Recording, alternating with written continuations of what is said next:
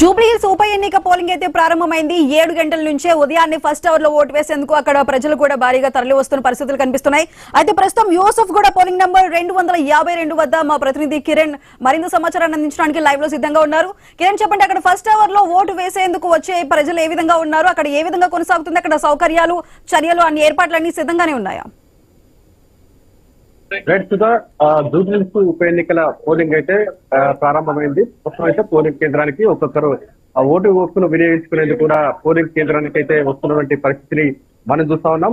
ఎవరైతే ఓటర్లు ఉంటారో వారికి సంబంధించిన ఐడెంటిటీ కార్డు, అంటే వారికి సంబంధించిన ఆధార్ కార్డు లేకుంటే ఓటర్ కార్డు సంబంధించి వారి దగ్గర ఉంటేనే కూడా పోలింగ్ కేంద్రంలోకి ఎలో చేస్తా ఉన్నటువంటి పరిస్థితి అయితే ఉందని చెప్పొచ్చు. ఇప్పటికే పోలింగ్ సంబంధించిన సిబ్బంది, అదేవిధంగా పోలింగ్ సంబంధించిన వివిధ పార్టీలకు సంబంధించిన ఏజెంట్లు మొత్తం కూడా లోపలికి వెళ్ళారు. ఎవరైతే ఓటర్ ఉంటారో ఆ ఓటర్ సంబంధించినటువంటి ఐడెంటిటీ కార్డు సంబంధించి వారి ఓటు లిస్ట్ లో ఉందా లేదా అనేటువంటి పూర్తిగా తెలుసుకున్న తర్వాతనే కూడా అక్కడ ఓటు హక్కును వినియోగించుకుంటున్నటువంటి పరిస్థితి అయితే ఉంది. లోపలికి మొత్తం కూడా ఇవన్నీ కూడా మొబైల్స్ అయితే అలౌ చేయని పరిస్థితి అయితే ఉంది. ప్రస్తుతం అయితే మనం కృష్ణానగర్ సంబంధించి ఉన్నాం. ఈ కృష్ణానగర్ సంబంధించి ఇదంతా కూడా ఈ ప్రాంతం అంతా కూడా కాంగ్రెస్ పార్టీ అభ్యర్థి నవీన్ యాదవ్ కు చాలా పట్టున్నటువంటి ప్రాంతంగా తెలుస్తా ఉంది. ఇక్కడ మైనార్టీ ఓటు బ్యాంక్ కూడా కొంత ప్రభావం చూపేటువంటి అవకాశాలు ఉన్నటువంటి పరిస్థితి అయితే ఉంది.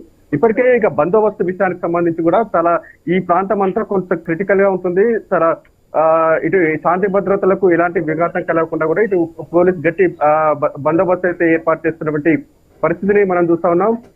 ముఖ్యంగా ఏ చిన్న ఘటన జరిగినా ఎమ్మటే అలర్ట్ అయ్యేది కూడా పోలీసు ఫోర్స్ను కూడా సిద్ధం చేసినటువంటి పరిస్థితి ఇక్కడ ఉందని చెప్పొచ్చు.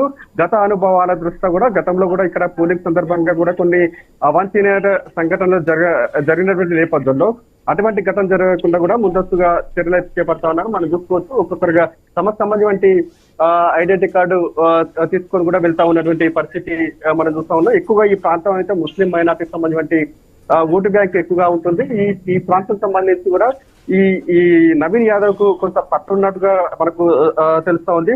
అయితే ఈ ప్రాంతం సంబంధించి కూడా ఇటు ఒక్కొక్కరిగా తమ ఓటు హక్కును వినియోగించుకుంటూ లోపల ఎవరు కూడా మొబైల్స్ చేయని పరిస్థితి అయితే ఉంది. వాటికి సంబంధించి ఐడెంటిటీ కార్డ్ ప్రూఫ్ చూపించిన తర్వాతనే లోపలికి అలౌ చేస్తా ఉన్నారు.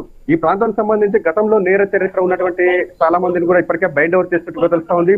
ఈ లైసెన్స్ వెపన్స్ కూడా ఎప్పటికప్పుడు సీజ్ చేసినట్టుగా తెలుస్తా ఉంది. ఈసారి కొత్తగా కూడా జూబ్లీహిల్స్ ఎన్నికల నేపథ్యంలో కూడా ఇటు బందోబస్తు దృష్ట్యా కూడా పోలీసులు చాలా ముందస్తు చర్యలు తీసుకున్నారు. డ్రోన్ల సహాయంతో కూడా ఇటు బందోబస్తును పరిశీలన చేస్తా ఉన్నటువంటి పరిస్థితి అయితే ఇక్కడ ఉందని చెప్పొచ్చు. ముఖ్యంగా జూబ్లీహిల్స్ ఎన్నికలకు సంబంధించి తొలిసారిగా వచ్చినటువంటి ఉప ఎన్నిక సంబంధించి ఇటు అన్ని పార్టీల నేతలు ఈ ఎన్నికను అత్యంత ప్రతిష్టాత్మకంగా తీసుకున్నారు. గెలిపోయే లక్ష్యంగా కూడా 3 ప్రధాన పార్టీలకు సంబంధించి వారి వ్యూహాలకు సంబంధించి ప్రచారం చేస్తున్నారు. కొన్ని ఇటు కాంగ్రెస్ పార్టీ సంబంధించి, ఎందుకంటే కాంగ్రెస్ పార్టీ పవర్ లో ఉంది కాబట్టి ఇక్కడ ప్రజలకు కూడా హామీల వర్షం కురిపించినట్టు కూడా తెలుస్తా ఉంది. ఈ ప్రాంతం మొత్తం కూడా ఏదైతే మనం కృష్ణానగర్ ప్రాంతం ఉందో ఈ ప్రాంతం అంతా కూడా చాలా లోతట్టు ప్రాంతంగా ఇక్కడ స్థానికులు చెప్తా ఉన్నారు. వర్షం వచ్చిందంటే చాలు ఇళ్లలోకి నీళ్లు వస్తాయి, ఇక్కడ డ్రైనేజ్ ప్రాబ్లం ఉంటుంది అనేటువంటి అటువంటి సమస్యలు కూడా ఇక్కడ స్థానికులు లేవని చెప్తున్నారు. ఇక్కడ ఈ సమస్యకు చెక్ పెట్టేందుకు కూడా కాంగ్రెస్ పార్టీకి సంబంధించిన నేతలు విస్తృతంగా ప్రచారం చేసినట్టు కూడా ఇక్కడ స్థానికుల నుంచి వినబడతా ఉంది. ఇక బీఆర్ఎస్ పార్టీ సంబంధించి బీఆర్ఎస్ పార్టీ అంటే గత కాంగ్రెస్ పార్టీ ప్రభుత్వం సంబంధించినటువంటి వైఫల్యాలను ఎండగడుతూ కూడా వారు విస్తృతంగా ప్రచారం చేసినట్టు కూడా తెలుస్తా ఉంది. ఏదేదో ముఖ్యంగా మహిళలకు సంబంధించి మహిళలకు ఇస్తానటువంటి నెలకు 2,500 కావచ్చు, వారికి సంబంధించి స్కూటీ, ఇటు తులం బంగారం సంబంధించి ఇటువంటి ఫెయిల్ అయినటువంటి అంశాలను కూడా ఇటు బీఆర్ఎస్ పార్టీ ప్రజల్లోకి విస్తృతంగా తీసుకువెళ్ళినటువంటి పరిస్థితి అయితే ఉందని చెప్పొచ్చు. ముఖ్యంగా ఇటు బీజేపీ అదేవిధంగా కాంగ్రెస్ బీఆర్ఎస్ పార్టీ సంబంధించి ఈ ఎన్నికను చాలా అత్యంత ప్రతిష్టాత్మకంగా తీసుకున్నట్టు కూడా తెలుస్తా ఉంది. ఇది కాంగ్రెస్ పార్టీ అయితే ఈ ఎన్నికను ఎందుకంటే 2 ఏళ్లు దాటింది కాబట్టి ఒక సెమీఫైనల్ గా భావిస్తున్నట్టు కూడా మనకు తెలుస్తా ఉంది. ఎందుకంటే ఈ ప్రాంతం అంతా కూడా ఈసం కూడా ప్రాంతం అంతా నవీన్ యాదవ్ కు చాలా పట్టున్నటి ప్రాంతంగా మనకు తెలుస్తా ఉంది. ప్రస్తుతం అయితే కొద్దిసేపటి క్రితం ప్రారంభమైనటువంటి పోలింగ్ సంబంధించి ప్రస్తుతం అయితే ప్రశాంతంగా కొనసాగుతుంది.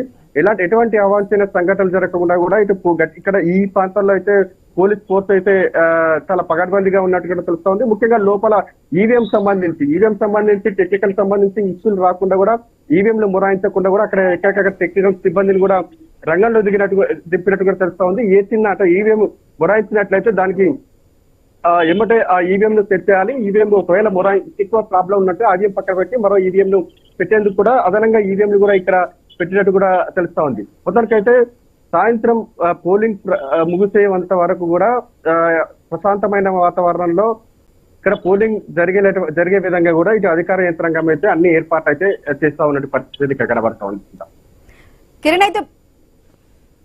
కిరణ్, ప్రస్తుతానికి మొదటిసారిగా ఎన్నికల సంఘం అక్కడ డ్రోన్లతో నిఘా వ్యవస్థను అయితే ఏర్పాటు చేస్తుంది. మరి దానికి సంబంధించి ఇప్పుడు అక్కడ మీరున్న పోలింగ్ బూత్ 252 వద్ద డ్రోన్ నిఘా ఏమైనా కనిపిస్తుందా మనకి? ఏ విధంగా ఉంది అక్కడ? కొద్దిసేపటి క్రితం ప్రారంభమైన పోలింగ్ అయితే ప్రశాంతంగా కొనసాగుతుంది. ఎక్కడికెక్కడ ఏదైతే సమస్యాత్మక ప్రాంతం, అతి సమస్యాత్మక ప్రాంతాలకు సంబంధించి డ్రోన్లను అయితే వినియోగిస్తున్నట్టుగా తెలుస్తోంది. ప్రస్తుతం అయితే ఈ మనం ఉన్నటువంటి పోలింగ్ కేంద్రం వరకు ఇంకా డ్రోన్ అయితే రాలేదు.